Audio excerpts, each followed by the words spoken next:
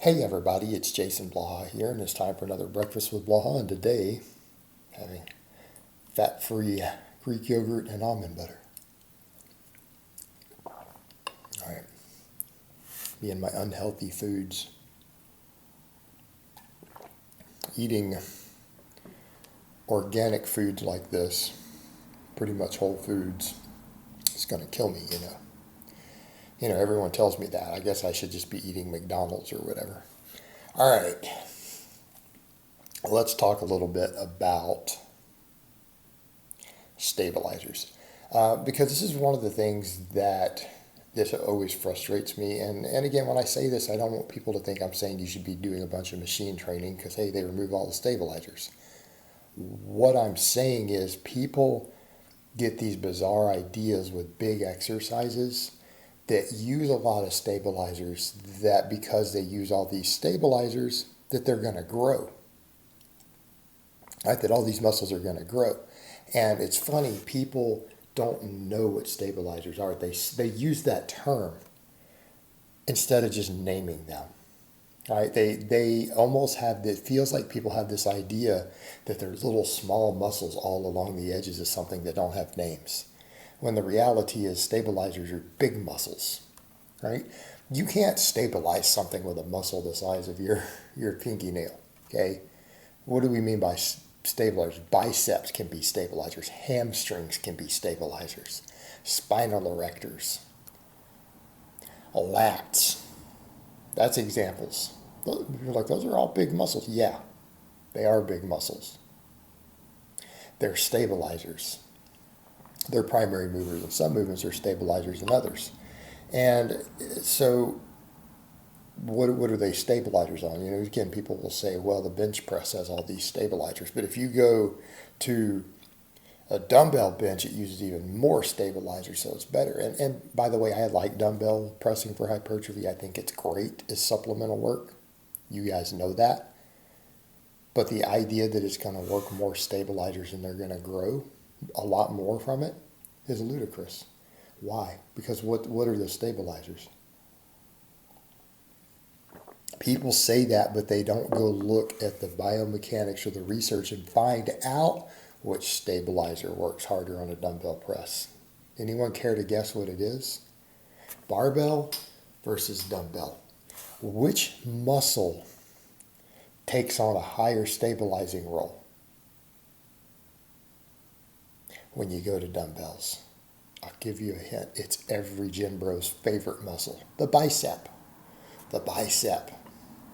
The bicep plays a larger role with the dumbbell than it does the barbell. That's the stabilizer that everyone's talking about. Well, I'm going to be honest here. Any of you guys out there ever seen anyone build 19-inch guns, 19-inch biceps by doing dumbbell chest presses? I haven't. You know what? I find they usually need to do some chin-ups or curls of some type. Just been my observation. Yeah, they usually have to. Those dumbbell presses aren't enough to build biceps. So how much is that stabilizing really contributing to development? I think that it is very much. Probably a little bit. I have a perfect example with the back squat. All right, we look at the back squat. What are the big stabilizers on the back squat? What are the muscles that I tell you that you need to train to build your squat that are not used to move the weight? Because they will impact your bar path. Your ability to maintain a perfect bar path under heavy load. Well, it's the hamstrings and the erectors, right? They're stabilizers. They don't move the weight. Yes, I'm aware of Lombard's paradox, before someone brings that up. They don't move the weight. Research shows that hamstrings only grow a tiny amount from squatting. If all you do is squat, squat, squat, and that includes all squat type movements, hamstrings are going to grow very little. They'll grow a little bit, but they're going to only grow about 10% as much as the quads, the adductors, glutes, and stuff do.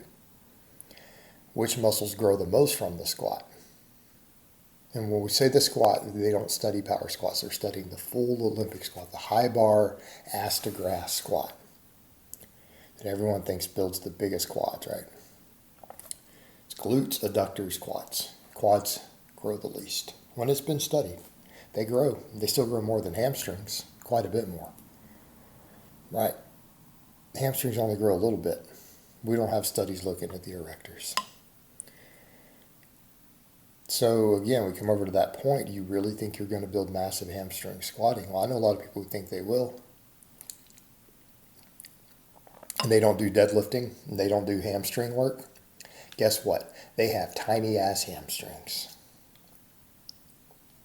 People don't use Olympic lifters because they do lots of pulls from the floor. They train their hamstrings.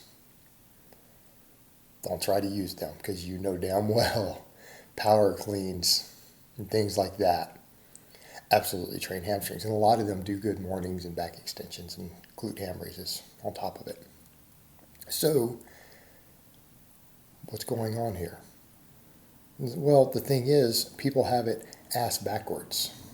They have it completely ass backwards. They think that by doing these big movements, that these stabilizers are going to get this amazing stimulus. And I'm not saying they don't contribute. You know what? Yeah, the hamstring does grow a little bit from back squatting. I would almost guarantee you the bicep will get some growth from a dumbbell chest press. But are you going to add 2 inches to your bicep doing that? I don't think so. No. Will it contribute a tiny little amount? Will it contribute to some of your bicep growth? Sure, I bet it will. I mean, the stimulus is there. But it's not maximum stimulus. It's not what we're looking for to maximize development.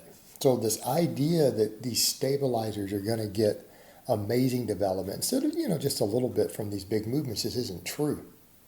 What's true is the opposite. You should train these stabilizers if you want to get better at the big movements. Well, that usually means just opposing muscle groups, and it's not that complicated. You know what? We know biceps, we know rear delts, upper back, all of that are stabilizers on the bench press. Again, some of it more so with the dumbbell than the barbell, but barbell, the biceps still matter. So guess what? Doing back and some bicep exercises will probably help your bench press.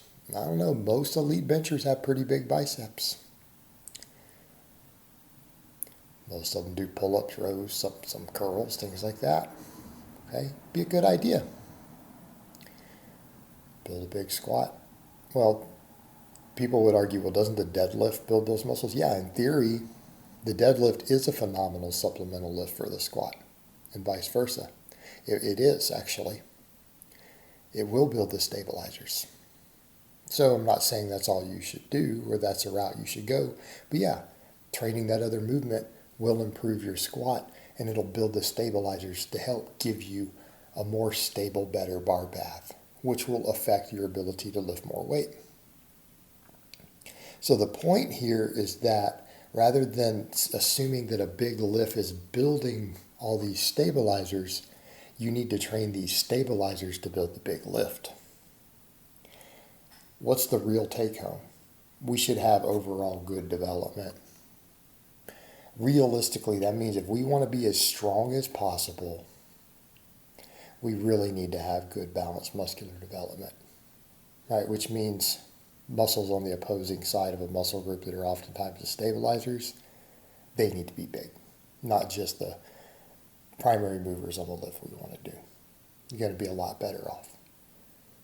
All right, guys, but that's really all I have to say on that today. I hope it's been informative, and I will talk to you guys next time.